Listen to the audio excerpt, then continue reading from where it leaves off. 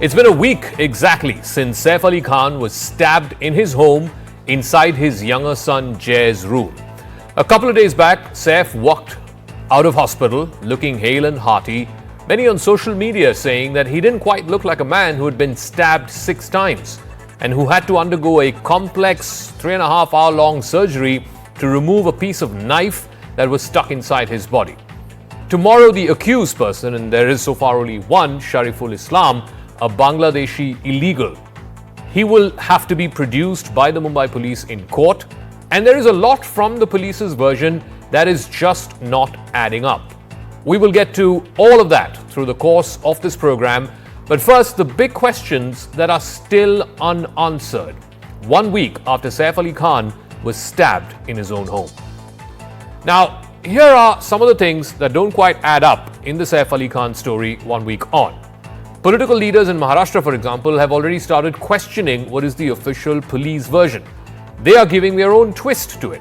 Maharashtra Minister Nitesh Rane has said he doubts whether Saif Ali Khan was really stabbed at all, or if this was staged, questioning the short recovery period after an almost near-death stabbing experience. On similar lines, Shiv Sena leader Sanjay Nirupam has asked how is it that after a 2.5-inch part of the knife was inside his body and doctors had to operate him in a multiple-hour surgery, that Saif was then able to return back home within just 6 days, and that too walking on his own, seemingly with no discomfort. MIM leader Waris Pathan has also weighed in, alleging that there is doubt and questions in the minds of people, and some secret, according to him, is being hidden. He's also urged the Mumbai police as well as Saif Ali Khan to clarify the same. Let's listen in to what these politicians are saying. Look, we don't want to be peddling conspiracy theories here. This is what politicians are saying, but they are echoing really what many people on social media are asking as well. तो एवढा तो असा बाहेरून चालत होता मलाच संशय राहिला का घरात चाकू मारला की ह्यानी कुठेतरी असंच ऍक्टिंग करून बाहेर निघाला असं टून टून टून करून असतंय ते लोगों के दिमाग में काफी सारी बातें आ रही है ना, किस तो एराज की पर्दादारी हो रही है, क्यों पुलिस बता नहीं रही कि क्या एक्चुअली, क्योंकि इतना अगर गहरा घाव है, कमर में एक इंसान चल के आ रहा है, फोटोज अलग दिखा रहे हैं पुलिस, तो हम तो चाहेंगे कि पुलिस सामने आए और बोले कि क्या हकीकत है। जिस तरीके से डॉक्टरों ने बताया था कि जब सैफ अली खान पे हमला हुआ तब उनके पीठ में 2.5 इंच का चाकू घुसा हुआ था, फिर और ऑटो वाले ने बताया कि वो लहूलुहान अवस्था में हॉस्पिटल पहुंचे थे और उसका डॉक्टर ने बताया कि 6 घंटे तक उनका ऑपरेशन चला था। उसके बाद 4 दिन के अंदर एक व्यक्ति इतना फिट होकर के हॉस्पिटल से डिस्चार्ज होकर आ सकता है क्या? ये एक निर्दोष प्रश्न है। Now, there are many reasons why people are doubting the official version, why such conspiracy theories are being floated, why such comments are being made on social media. One is, of course, Saif's very quick recovery within 5 days, and there were grievous injuries, 6 stab wounds, 2 of them very, very dangerous. One of them was a 2.5-inch part of the knife being stuck inside his body, very close to his spine. But experts and doctors in particular say that modern-day medicine is now so advanced enough that such injuries can heal within 5 days. Also, when he walked out of the hospital a couple of days back, he seemed pretty casual, he seemed pretty cool about it. He didn't seem to be in any kind of visible discomfort when he returned home. That's also something that people are questioning. That too can be explained by doctors who say that there's nothing wrong in it. After all, his mobility was not affected in a way that his limbs were not targeted. Yes, there was a piece of knife stuck in his back, but that's been removed and that will heal, but that's not impairing his ability to move. Several netizens are also using, facial recognition to try and point out how there is no similarity between the person who's been arrested, the accused person, and the man whose image was caught on CCTV at 2:30 in the morning, seen escaping through the fire exit in Saif Ali Khan's building. They're saying facial recognition says there's no similarity between the two photographs. The accused, who's now in custody, reportedly slept in the garden. He got a haircut.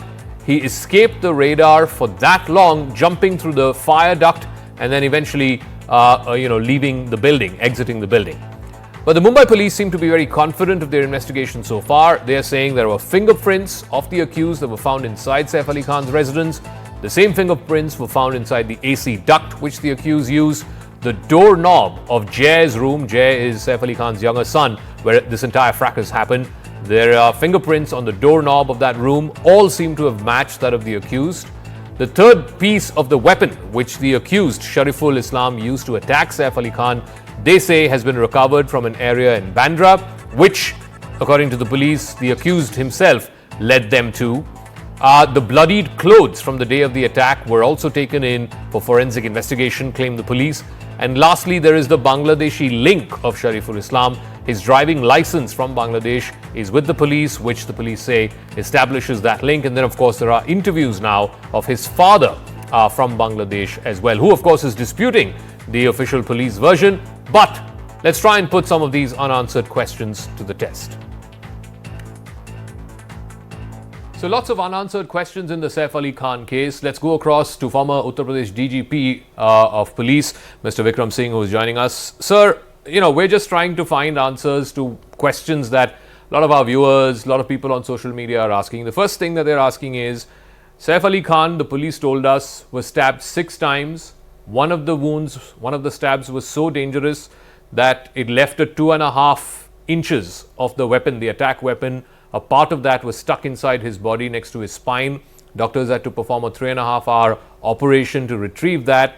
And yet, 5 days on, he's walking fit as a fiddle. Many on social media are saying it's almost like he didn't go to a hospital and undergo a surgery. It's like he went to a spa or a resort and came back. Zakka, good evening. Thank you very much for having me over on your show. Well, these things cannot be explained. I have seen stabbing happen. I have seen the victims of stab wounds, and it is one of the most traumatic experiences one can possibly have. Heavens forbid that anyone should even face such a situation or see a person who has been traumatized by stabbing. Intestines start coming out, blood, there's excessive flow of blood, and the trauma that the person undergoes, indeed, it is a nightmare for the person who's been stabbed and for a person who sees them. Now, under these circumstances, it is highly unconvincing. I repeat, highly unconvincing that a person would be able to move around and then take a 3-wheeler. And during his journey from Guru Sharanam to the hospital, it is the duty of every society to inform the police and get the ambulance. Even the smallest of incidents of an altercation, these two things happen. Calling of the ambulance and dialing 112, nothing like that happened. And when he goes there the doctors are there. He's, well, no questions on that. But I would say that under these circumstances, it on the face of it looks very, very unconvincing, the manner in which, and the knife broke inside. Yes. I have never seen, of the hundreds and hundreds of stabbing injuries that I have seen, I have never seen a knife break inside the body, and that too after a stab. If it is good enough and strong enough for the blade to go inside the body, well, did he try to rotate did the assailant try to rotate the knife inside? Even if it rotates, I think if it is steel, it doesn't break. Okay, I presume that it broke. Okay. And if it did break, it must have been a very fragile and a rusted knife. But tell me this, Vikram Singh Saab, even if it broke, and yes, the doctors performed that operation, it was a complicated operation, they removed the part of the weapon that was stuck inside Saif's body. But where is that weapon? It's been over a week now. The cops have not found that weapon. The cops have not found the clothes that the accused was wearing at the time that the murder happened. And most importantly, the only motive they are saying so far for this crime is robbery, and yet 1 paisa has not been missing from Saif Ali Khan's home. There's much more to it than what meets the eye. What you mentioned was the blood stain code, and I would say have the blood samples been taken and matched? Because it is impossible for a person to stab in this manner and also not to get the blood on him and also on his clothes. Then Saif Ali Khan, if he went, then what about collection of the blood? As they say in the police lingo, khoon aluda kapde baramad kiye gaye. They would be saying it in Marathi, but in elsewhere they said khoon aluda kapde baramad kiye gaye. What was the recovery? There seems to be total silence on the chemical and the forensic examination of the blood samples. Nothing like that is there. And this should have been, this is something that is non-negotiable. This is the most important part of any criminal investigation that involves stabbing. And to your question, that obviously could not have disappeared into thin air. Have they interrogated the so-called accused Shariful as to what he did with the weapon? As they say, if the ala qatl has not been recovered, then the investigation is extremely shoddy. Therefore, this is another chink in the armor of the police version. Very, very quickly, Vikram Singh Saab, tomorrow the accused needs to be produced in court for further custody, or if the court so decides, then he'll be sent to judicial custody. What are the 2 or 3 things that the police have to be able to convince the court that yes, indeed, this was the man who carried out the crime? Connecting evidence. There are just only 2. The confession and also the fingerprints. And both, let me tell you, both, I'll repeat, both have been known in earlier cases. I don't say this one. In many, many cases, the manipulation of the fingerprints and the confessions are contrived and manipulated.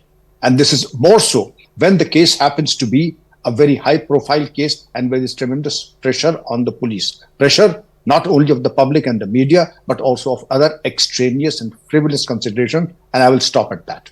All right, we'll leave it at that. Vikram Singh Saab, thank you very much for joining us here on Brass Tacks. Thank you.